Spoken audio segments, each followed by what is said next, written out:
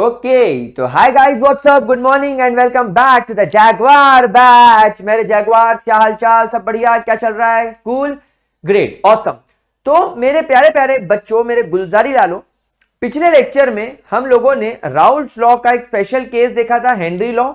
हम लोगों ने राउल्ट्स लॉ देखा था फॉर अ सॉल्यूशन जिसमें आपका सॉल्यूट या कोई एक कंपोनेंट नॉन वोलेटाइल हो जाता है, यानी सॉलिड इन लिक्विड सॉल्यूशन देखा था। और हम लोगों ने आइडियल सॉल्यूशन देखे थे। आज गाइज हम लोग हमारे अगले टॉपिक की तरफ मूव ऑन करेंगे जिसका नाम है हमारे नॉन आइडियल सॉल्यूशंस। तो गाइज हेडिंग डालेंगे non ideal solutions. Next topic जो आज हम लोग स्टडी करने वाले हैं that is called as non ideal solutions. अगला टॉपिक जो हम लोगों का स्टार्ट होने वाला है non ideal solution. Now guys non ideal solutions क्या होते हैं? गाइस देखो, नॉन आइडियल सॉल्यूशन का सीधा सा हिसाब किताब होगा that these solutions will not going to obey the Raoult's law. This solution will never obey, this solutions will never obey the Raoult's law. ये आपके राउल्ट्स लॉ को कभी ओबे नहीं करेगा। तो अब यहां पर दो चांसेस बन रहे हैं। भाई राउल्ट्स लॉ क्या बोलता था? राउल्ट्स लॉ बोलता था कि मेरे जो पी टोटल की वैल्यू है वो P A not X A और P B not X B के बराबर होगी। अब ये आपकी मैथमेटिकल वैल्यू है, ये आपकी on the paper calculated value है, आपने इसको कैलकुलेट कर लिया। लेकिन जब आप रियल में, आप लोग जब असलियत में दो सॉल्यूट और सॉल्वेंट को मिलाकर सॉल्यूशन बनाओगे, तब या तो उस सॉल्यूशन के पी टोटल की वैल्यू जो कि रियल में आ रही है वो या तो आपके राउल्ट्स लॉ से ज्यादा होगी, या आपने जो एक्सपेरिमेंट किया और उसके पी टोटल की जो रियल में वैल्यू आ रही है वो राउल्ट्स लॉ के पी टोटल से कम होगी। समझ में आई बात आप लोगों को? यानी यहां पर आपके सॉल्यूशन राउल्ट्स लॉ को ओबे नहीं कर रहे हैं, तो यहां पर दो कंडीशन बनेगी। या तो आपके राउल्ट्स लॉ के हिसाब से जो पी टोटल की वैल्यू आनी चाहिए, या तो वैल्यू उससे ज्यादा आएगी उस सॉल्यूशन की एक्सपेरिमेंट करने पर, या तो कम आएगी। तो यहां पर इसी केस को ध्यान में रखते हुए हम लोग बोलेंगे कि हमारे सॉल्यूशन जो कि नॉन आइडियल होते हैं वो दो प्रकार के होते हैं। पहले सॉल्यूशन जो होते हैं वो सॉल्यूशन शो करते हैं पॉजिटिव डिविएशन। वो सॉल्यूशन क्या शो करते हैं? Positive deviation from Raoult's law. Positive deviation from Raoult's law, यानी आपका जो राउल्ट्स लॉ है उससे इनका डिविएशन कैसा होगा? पॉजिटिव डिविएशन होगा। तो मेरे प्यारे बच्चों, पॉजिटिव डिविएशन क्यों होगा इसका केस हम लोग समझने की कोशिश करते हैं कि ऐसा एक्चुअली क्यों होगा। देखो यहां पर ध्यान से मेरी बात समझने की कोशिश करना। यहां पर आपका एक ए नाम का सॉल्यूट है और दूसरा सॉल्यूट भी ए नाम का है। आपके पास में एक बी नाम का सॉल्वेंट है, दूसरा सॉल्वेंट भी बी नाम का है। अब गाइस यहां पर आप एक बात समझने की कोशिश करो कि अभी यहां पर ए में अट्रैक्शन होगा, बी बी में अट्रैक्शन होगा। यहां पर ए और ए के बीच में और बी के बीच में बहुत शानदार और बहुत धांसू अट्रैक्शन होगा। अब आपने क्या करा? अब आपने इनको मिला दिया, आपने आपके सॉल्यूट को और आपने आपके सॉल्वेंट को मिला दिया। तो यहां पर क्या हुआ? यहां पर आपका सॉल्यूट और सॉल्वेंट मिक्स हो गया और एक सॉल्यूशन का फॉर्मेशन कर लिया गया।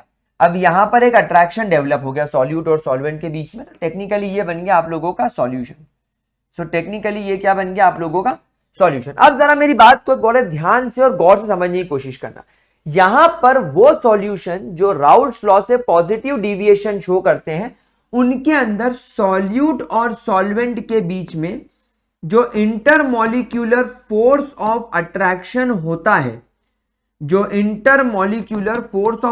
होता है, वो हाई होता है। It is comparatively higher than the intermolecular force of attraction between solution।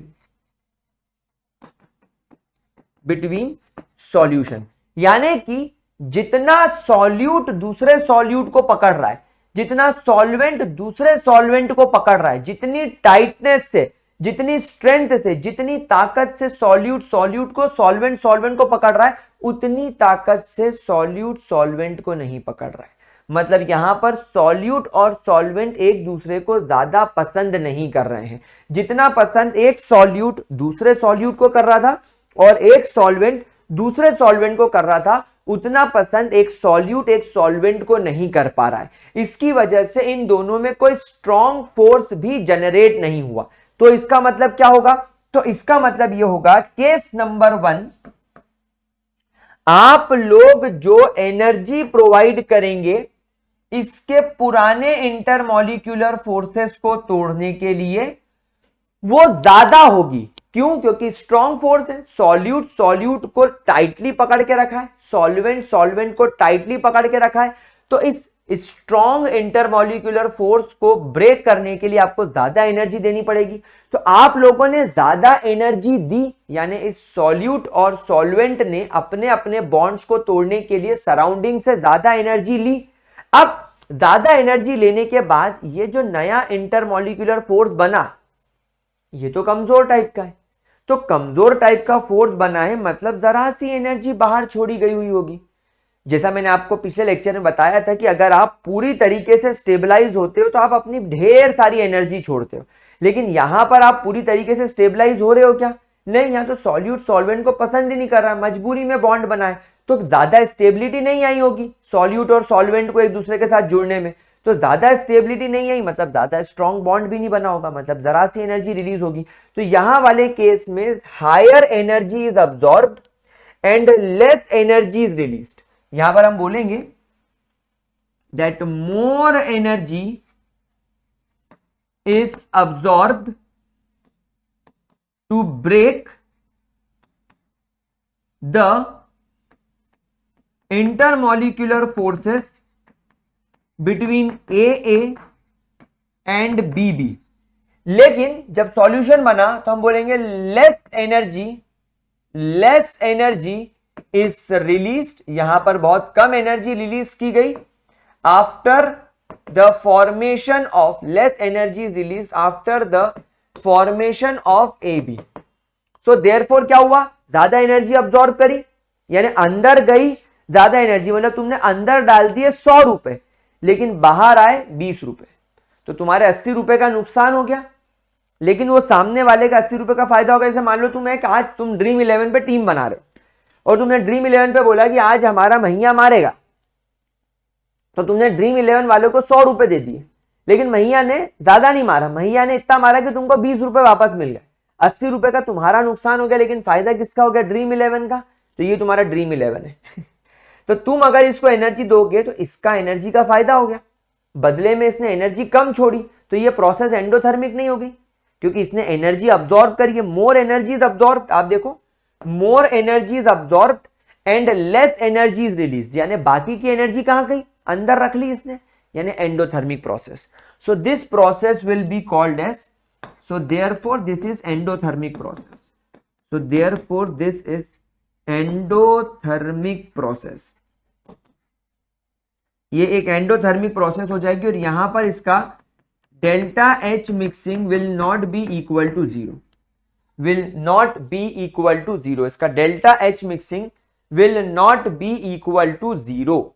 इसको जरा ध्यान से समझने की कोशिश करो कि मैं क्या बोलना चाह रहा हूं। इनफैक्ट इसका जो डेल्टा एच मिक्सिंग का वैल्यू होगा, इसका जो डेल्टा एच मिक्सिंग का वैल्यू होगा वो पॉजिटिव वैल्यू होगा। वो पॉजिटिव वैल्यू क्यों होगा? क्योंकि प्रोडक्ट की एनर्जी ज्यादा है, प्रोडक्ट ज्यादा एनर्जी अब्सॉर्ब कर रहा है। भाई डेल्टा एच निकालने का फॉर्मूला क्या होता है? Total enthalpy of product minus total enthalpy of reactant. Product ने कितनी एनर्जी अब्सॉर्ब करी? मान लो इसने 100 किलो जूल की एनर्जी अब्सॉर्ब करी, रिएक्टेंट साइड कितनी बाहर निकली? 30 बाहर निकली, तो क्या हो गया? प्लस 70 आपका फायदा हो गया, तो इसलिए आपके डेल्टा एच की वैल्यू आ गई पॉजिटिव। क्या बात समझ में आ गई? तो इसका डेल्टा एच हमेशा क्या रहेगा? पॉजिटिव रहेगा। यानी आपके आइडियल सॉल्यूशंस की तरह ये जो सॉल्यूशन है इसका डेल्टा एच मिक्सिंग 0 नहीं होगा बल्कि इसकी प्लस में वैल्यू आएगी। और ये ओबे तो करता ही नहीं है, do not obey Raoult's law, it do not obey Raoult's law, ये तो हम लोग सब जानते ही हैं, ये तो मैंने आपको शुरुआत में ही बता दिया था बट एक बार फिर लिख दिया। तो ये हो गया। अब हम जरा इसके डेल्टा वी मिक्सिंग की बात करते हैं। अब हम जरा इसके डेल्टा वी मिक्सिंग की बात करते हैं गाइस। इसका जो डेल्टा वी मिक्सिंग होगा उसकी बात करते हैं। देखो यहां पर सॉल्यूट ने सॉल्यूट को टाइटली पकड़ रखा है, डन। सॉल्वेंट ने सॉल्वेंट को टाइटली पकड़ रखा है, डन। लेकिन सॉल्यूट ने सॉल्वेंट को टाइटली नहीं पकड़ा है। मतलब जो अट्रैक्टिव नेचर सॉल्यूट और सॉल्यूट का था, जो अट्रैक्शन एक सॉल्वेंट का दूसरे सॉल्वेंट के लिए था, वैसा अट्रैक्शन अब इस सॉल्यूट का इस सॉल्वेंट के लिए या इस सॉल्वेंट का इस सॉल्यूट के लिए नहीं है। तो यहां पर सॉल्यूट और सॉल्वेंट एक दूसरे के साथ में रिपल्सिव नेचर शो कर रहे हैं। They are not attracted to each other rather than they are repulsive in nature. तो जब ए और ए रहे होंगे चिपक गए होंगे, जब बी और बी रहे होंगे चिपक गए होंगे, लेकिन जब ए और बी आए होंगे तो ये अपोज कर रहे होंगे। तो आप देखो एक ए का मॉलिक्यूल एक बी के मॉलिक्यूल से थोड़ा दूरी पर ही रुक गया, वो बोल रहा है अपन दूर ही ठीक है। तो इसकी वजह से क्या हुआ होगा, वॉल्यूम बढ़ने लगा होगा। तो यहां पर अगर मान लो आपने 10 ml ये लिया है और अगर आपने 10 ml ये लिया है तो ये जो सॉल्यूशन बनेगा ये 20 ml नहीं, आप इमेजिन करो ये 21 ml दिखाई दे रहा होगा। क्यों? क्योंकि आपके ए और बी के मॉलिक्यूल दूर है। जो तुम टेस्ट ट्यूब में इसको देखोगे कि यार ये 20 ml नहीं, ये थोड़ा सा ज्यादा दिख रहा है। तो थोड़ा सा ज्यादा क्यों दिख रहा है? क्योंकि पार्टिकल्स के बीच में इंटरमॉलिक्यूलर स्पेस बढ़ गया है। जितना इंटरमॉलिक्यूलर स्पेस ए और बी में था उससे ज्यादा इंटरमॉलिक्यूलर स्पेस ए और बी के बीच में होगा, थोड़े दूर दूर अरेंज होंगे, तो वॉल्यूम बढ़ जाएगा। तो इसका delta V mixing is again not equal to 0। In fact इसका डेल्टा वी मिक्सिंग भी पॉजिटिव होगा। पॉजिटिव क्यों होगा? क्योंकि आपके सॉल्यूशन की वैल्यू ज्यादा बड़ी है, आपका सॉल्यूशन ज्यादा है एज कंपेयर टू आपका सॉल्यूट एंड सॉल्वेंट। आपके सॉल्यूशन में जाकर वैल्यू बढ़ गई। क्या ये बात समझ में आ गई मेरे प्यारे बच्चों? क्या आप लोगों को positive deviation from Raoult's law समझ में आया? ग्रेट। चलिए अब हम लोग इसके ग्राफ की बात कर लेते हैं। Let's draw the graph of this. तो मेरे प्यारे बच्चों हम लोग सबसे पहले हमारा वो पुराना वाला ग्राफ बना लेते हैं जल्दी से, बिना टाइम वेस्ट करे। हम लोग यहां पर लिखेंगे ये तुम्हारा कॉम्पोनेंट ए जिसका मोल फ्रैक्शन यहां पर 1 है और तुम्हारा कॉम्पोनेंट बी जिसका मोल फ्रैक्शन 0 है। तो यहां पर आपको पी ए नॉट दिखाई देगा। हम लोग इस एक्सिस पर वेपर प्रेशर लेकर चलते हैं और हम लोग इस एक्सिस पर मोल फ्रैक्शन लेकर चलते हैं। जब आप इस एंड पर आ जाओगे तो आपके एक्स ए की वैल्यू हो जाएगी 0 और आपके एक्स बी की वैल्यू हो जाएगी 1। यहां पर आपको जो मोल फ्रैक्शन दिखाई दे रहा होगा, थोड़ा यहां ले लेते ताकि डायग्राम अच्छा बने, सुंदर दिखे। और यहां पर हम लोग ले लेते हैं that will be P B not. अब आप लोग जानते ही हो कि जैसे जैसे हम लोग आगे बढ़ते जाएंगे यहां पर एक्स ए का कंटिन्यूअसली डिक्रीमेंट देखने को मिलेगा, एक्स बी का आपको मोल फ्रैक्शन में इंक्रीमेंट देखने को मिलेगा। 0.7 ये हो जाएगा 0.3, यहां पर एक्स ए हो जाएगा 0.5, यहां पर एक्स बी हो जाएगा 0.5, यहां पर एक्स ए हो जाएगा 0.7 नहीं सॉरी 0.3 हो जाएगा अभी है, और एक्स बी हो जाएगा 0.7, यहां पर तुम्हारा एक्स ए हो जाएगा 0.1 और यहां पर तुम्हारा एक्स बी हो जाएगा 0. ठीक है। तो अब हम लोग according to Raoult's law, Raoult's law क्या बोलता है? राउल्स लॉ बोलता है सीधी सी बात कि भैया मेरे को तो जैसे जैसे एक्स बी की वैल्यू बढ़ेगी सॉल्यूशन में उसका वेपर प्रेशर बढ़ेगा, और जैसे जैसे पी ए यानी कि mole fraction of component A घटेगा, mole fraction of component A घटेगा, वैसे वैसे आपका पी ए नॉट का वैल्यू भी घटेगा। तो अब अगर आपको बाय चांस अगर आपको इस वाले पर्टिकुलर पॉइंट पर अगर आपको इस पॉइंट पर अगर आपको पी टोटल की वैल्यू चाहिए, एक काम करते हैं इसको हम नॉर्मल लाइन से ही बना लेते हैं। तो यहां पर आपको मिल जाएगा पी टोटल का वैल्यू।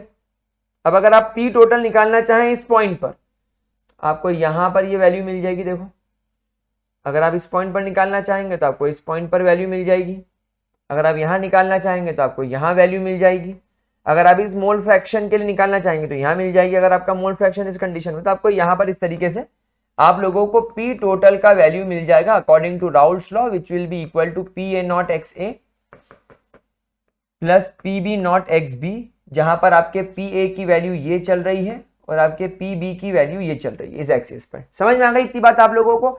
लेकिन रियलिटी में क्या हुआ? रियलिटी में क्या हुआ?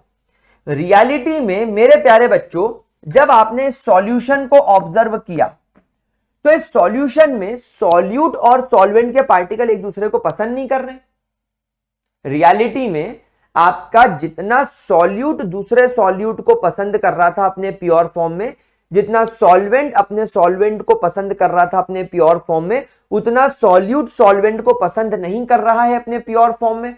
तो गाइस यहां पर जब आप सॉल्यूशन बनाओगे, यहां पर जब आपका सॉल्यूशन बनेगा तो आपके सॉल्यूशन की सरफेस पर solute solvent solute solvent solute solvent solute solvent इस तरीके से पड़े होंगे। अब यहां पर सॉल्यूट सॉल्वेंट को पसंद ही नहीं कर रहा है, तो इनके बीच का जो इंटरमॉलिक्यूलर फोर्सेस है वो इजीली टूट जाएगा और इनके जो वेपर्स होंगे वो ज्यादा वेपर बनने लगेंगे। इनके जो वेपर्स बनने लगेंगे वो ज्यादा वेपर्स बनने लगेंगे। क्या आपको ये बात समझ में आई मेरे प्यारे बच्चों? तो जितना हमने एक्सपेक्ट किया था राउल्स लॉ में, यहां पर सॉल्यूट और सॉल्वेंट एक दूसरे को उतना पसंद नहीं करने की वजह से जल्दी जल्दी इनके बीच के फोर्स टूटने लगे और इनके वेपर ज्यादा ज्यादा बनने लगे। तो यहां पर ज्यादा वेपर प्रेशर बन जाएगा। क्यों? क्योंकि यहां पर तुम्हारे पी ए ज्यादा हो जाएगा, यहां पर तुम्हारा पी बी ज्यादा हो जाएगा, देयरफॉर तुम्हारा यहां पर पी टोटल भी ज्यादा हो जाएगा एज एक्सपेक्टेड। तो यहां पर हम लोग बोलेंगे that because of less intermolecular force of attraction, because of less intermolecular force of attraction between solute and solvent, between solute and solvent, more vapors will be formed, more vapors will be formed, and therefore more will be the vapor pressure, more will be the vapour pressure of solution. आपके solution का vapour pressure उतना ज्यादा रहेगा। तो आप यहां पर क्या देखोगे मेरे प्यारे बच्चों? आप यहां पर क्या देखोगे? आप यहां पर देखोगे कि आपके पी ए की वैल्यू एक्सपेक्टेशन से ज्यादा है। ये देखो, आप देखोगे कि आपके पी बी की वैल्यू भी एक्सपेक्टेशन से ज्यादा है। ये देखो, तो आप यहां पर ऑब्जर्व करोगे कि आपके पी टोटल की वैल्यू भी एक्सपेक्टेशन से ज्यादा हो गई। तो आपने जो एक्सपेक्टेशन से जो आप रियल में पी टोटल की वैल्यू देख रहे हो, ये जो आप रियल में पी टोटल की वैल्यू देख रहे हो, दिस इज मोर। आप यहां पर जो रियल में पी ए की वैल्यू देख रहे हो, दैट इज ऑल्सो मोर। आप यहां पर रियल में जो पी बी की वैल्यू देख रहे हो, दैट इज ऑल्सो मोर। तो आपका इस तरीके का ग्राफ दिखेगा for positive deviation in Raoult's law. This graph shows the positive deviation, क्योंकि आपने क्या सोचा था कि भैया जो आपके पीए की वैल्यू होगी वो इस तरीके से चलेगी, लेकिन हमने क्या देखा कि जब आपका सॉल्यूट सॉल्यूशन के अंदर गया, सॉल्वेंट सॉल्यूशन के अंदर गया, तो सॉल्यूट सॉल्वेंट तो एक दूसरे को पसंद ही नहीं कर रहे, तो वो तो जल्दी जल्दी एक दूसरे से दूर भाग रहे तो ज्यादा वेपर बना रहे, ज्यादा वेपर बना रहे तो ज्यादा वेपर प्रेशर बन रहा है। मतलब पीए की वैल्यू भी ज्यादा होगी, पीबी की वैल्यू भी ज्यादा होगी, तो नो डाउट पी टोटल की वैल्यू भी ज्यादा हो जाएगी। That is called as positive deviation from Raoult's law. That is called as positive deviation from Raoult's law।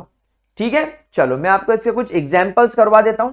Let's write down some examples, जिसमें सबसे पहला एग्जांपल जो बहुत कॉमन है, that is acetone plus ether. Guys ये बहुत frequently पूछा जाता है। Acetone plus ether is one of the most commonly asked question. ठीक है, अच्छा इसके बाद CCl4 यानी आपका कार्बन टेट्राक्लोराइड एंड CHCl3, मतलब आपका chloroform, carbon tetrachloride and chloroform, ये भी बहुत कॉमन एग्जांपल है, वेरी कॉमन एग्जांपल। फिर तुम्हारा ethanol C2H5OH, ethanol plus water, ये पॉजिटिव डिविएशन शो करता है मेरे प्यारे बच्चों, this will show positive deviation. फिर तुम्हारा ethanol and cyclohexane, ethanol and cyclohexane. बस ये कुछ 3-4 एग्जाम्पल आप लोग बढ़िया तरीके से याद रखो, आपको इसके बाहर कभी भी कुछ भी पूछा नहीं जाएगा, दैट विल बी इनफ। एक बेंजीन और एसीटोन भी कर लेना चाहिए हमें, हम एक बेंजीन और एसीटोन भी कर लेते हैं। जहां तक मुझे याद आ रहा है ये बोर्ड एग्जाम्स में तो नहीं आता, लेकिन मैंने इसको किसी ना किसी कॉम्पिटिटिव एग्जाम में इस क्वेश्चन को जरूर देखा था, तो हम ये क्वेश्चन भी लिखकर चलेंगे। चलिए, क्या ये चीज क्लियर हो गई? अगर आपको ये चीज क्लियर हो गई तो अब आप लोग हमारा जो सेकेंड पॉइंट है वो अब आप लोगों के लिए बहुत आसान हो जाएगा।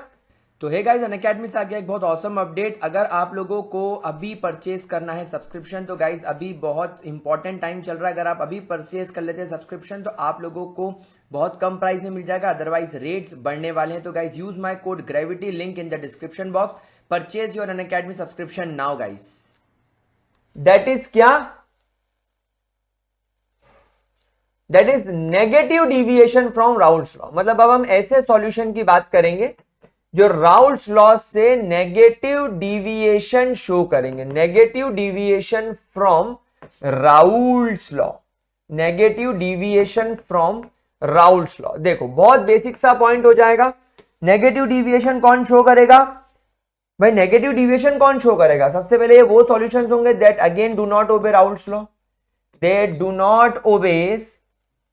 Not obeys Raoult's law. ये किसी भी कंडीशन में राउल्स लॉ को ओबे नहीं करेंगे। दूसरा, इनका जो डेल्टा एच मिक्सिंग होगा वो 0 के बराबर नहीं होगा। इनफैक्ट इनका जो डेल्टा एच मिक्सिंग होगा वो नेगेटिव दिखाई देगा।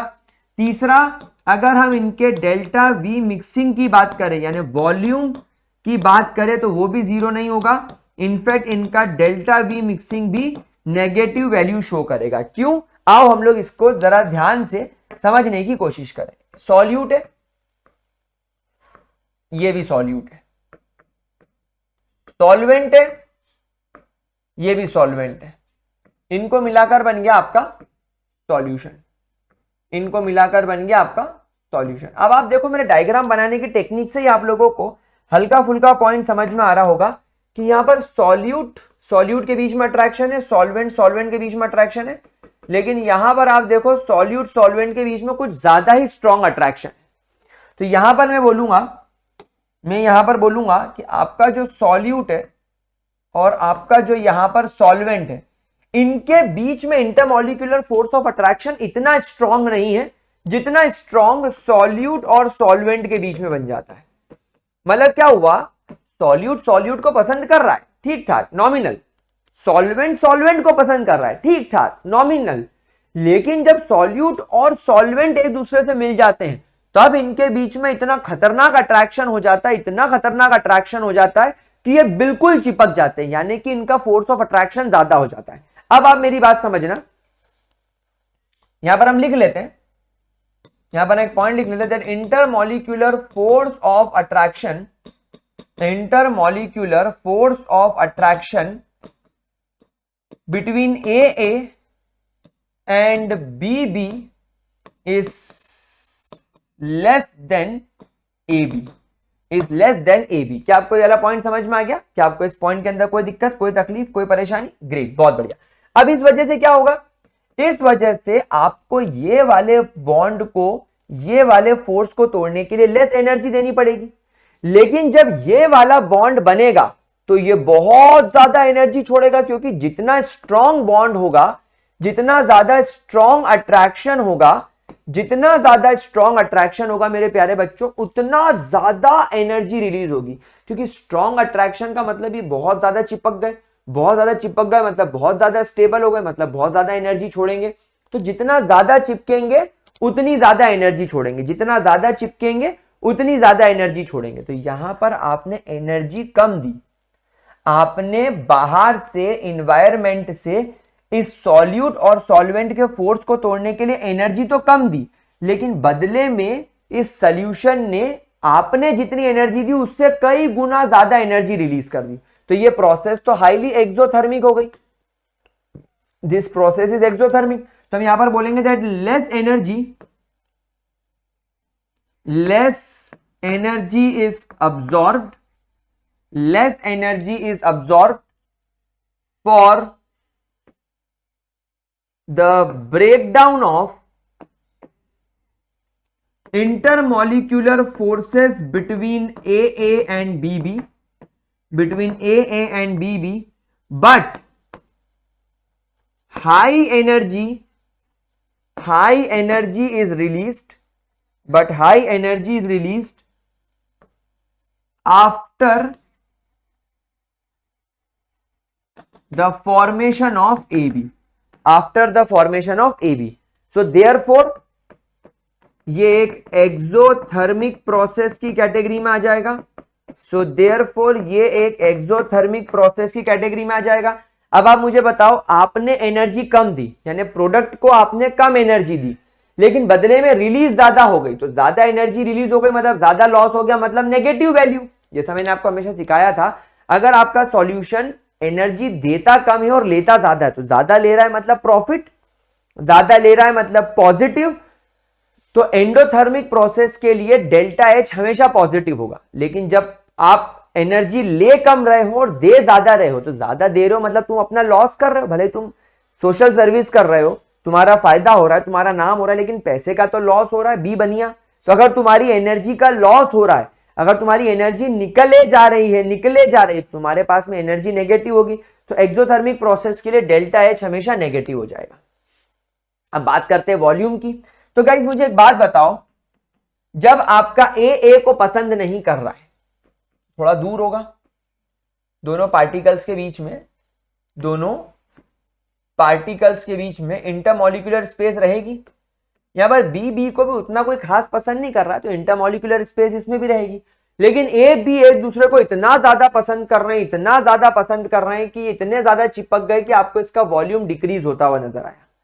समझ में आ गया आप लोगों को बात? क्योंकि intermolecular force of attraction solute solvent में ज्यादा है, तो ए के बीच में इंटरमॉलिक्यूलर स्पेस था, देखो बी के बीच में भी इंटरमॉलिक्यूलर स्पेस था, लेकिन ए बी में कुछ भी नहीं है। ए बी में बिल्कुल नाम के बराबर है, बिल्कुल जीरो हो गया, ऑलमोस्ट जीरो हो गया। तो एक दूसरे में बहुत ताकत से घुस गए।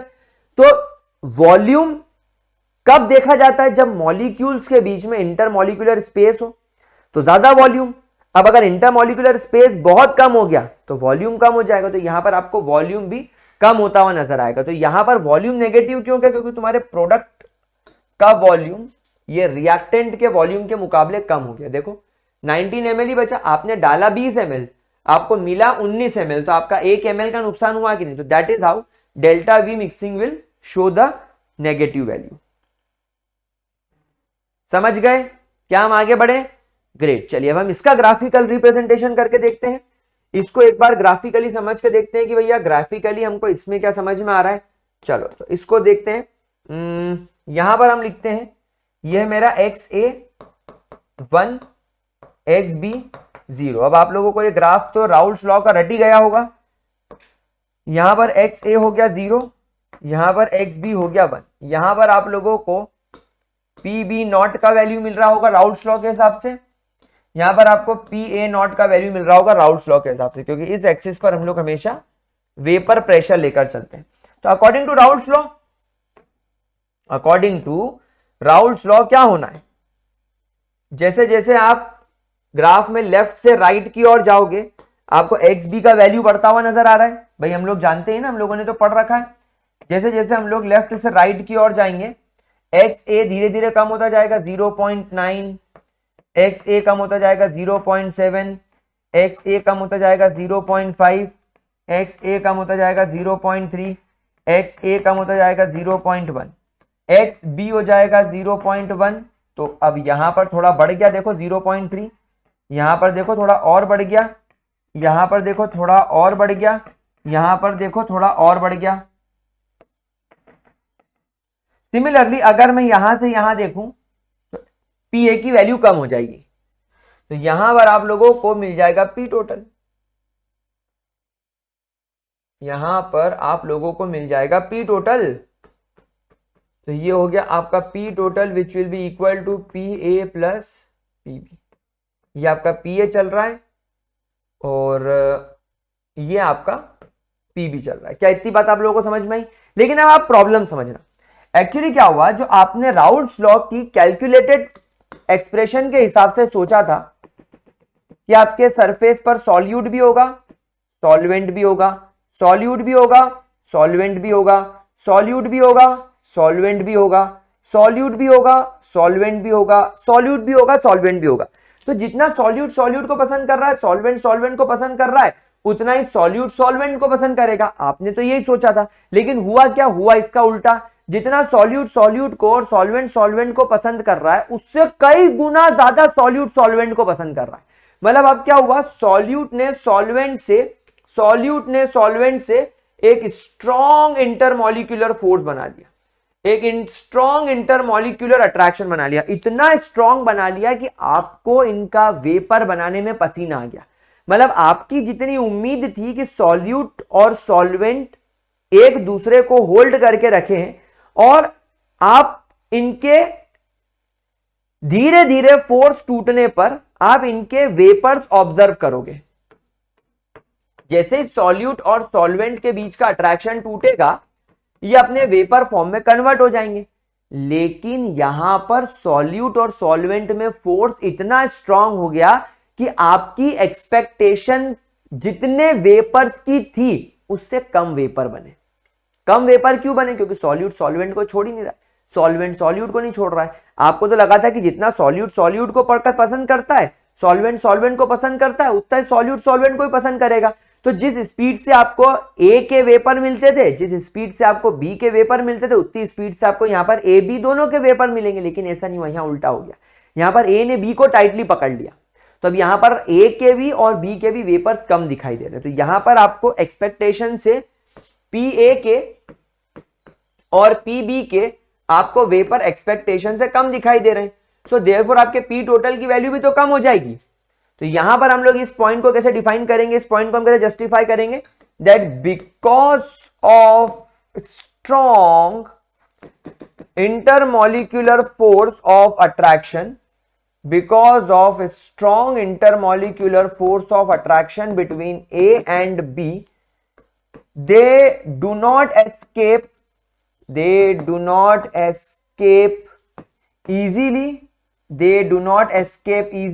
into their vapors. Therefore total vapor pressure of the solution, therefore P total of the solution will be lesser than expected. It will be lesser than expected. आप जितना एक्सपेक्ट कर रहे हो ये उससे कम रहेगा। तो कैसे रहेगा, आओ हम लोग देख लेते हैं एक बार फटाफट से इसको दनादन बनाकर। देखो पी ए की वैल्यू आप लोगों को कम दिखाई देगी जितनी होनी चाहिए, पी बी की वैल्यू भी आपको कम दिखाई देगी जितनी होनी चाहिए, इसलिए आपके पी टोटल की वैल्यू भी कम हो जाएगी जितनी होनी चाहिए।